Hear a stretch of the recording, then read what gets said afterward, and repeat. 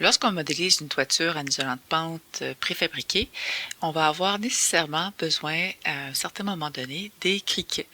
Des criquets, c'est des contrepentes qui vont permettre de rediriger l'eau vers les drains. Donc, on retrouve ces contrepentes-là entre deux drains.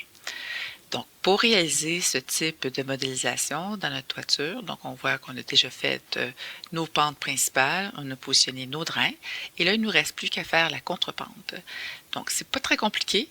On va faire une ligne de scission qui va partir de part et d'autre de la pente existante et qui va nous permettre de faire une contrepente. Pour positionner comme il faut cette ligne de scission-là, on va se créer des lignes guides, un peu des lignes de construction, qui vont nous permettre de positionner les choses à bonne place. Donc, on va partir du centre de notre drain, même si dans les faits, ça ne paraît pas exactement dans le centre. On va partir, nous, du centre.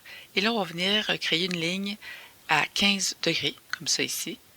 Et au lieu d'en créer une autre à partir de l'autre côté, on va simplement faire un miroir de cette ligne-là. Donc, on fait le miroir ici.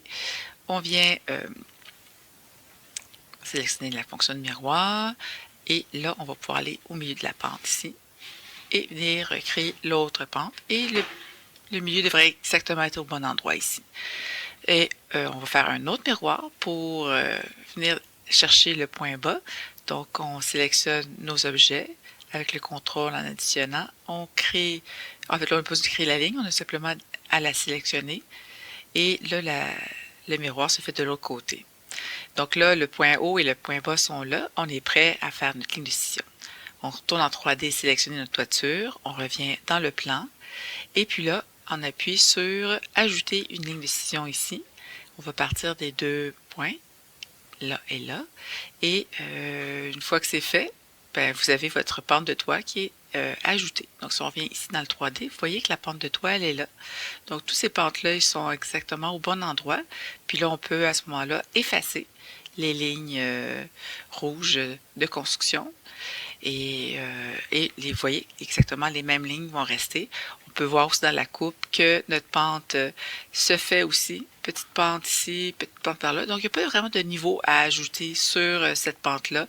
On ne vient pas, comme tout à l'heure, ajuster la hauteur, quoi qu'on pourrait la remonter ou la descendre.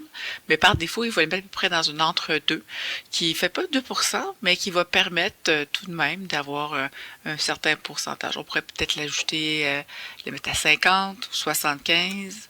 Mais là, vous voyez, ça commence à se complexifier. Il y a d'autres pentes qui se font. Donc, moi, je vous suggère plutôt de laisser ça tel quel, tel que par défaut va décider Revit. Donc, c'est pas 2%, mais ça va vous permettre de peut-être en fait de faire écouler l'eau plus facilement que si on n'en mettait pas du tout. Donc voilà, merci.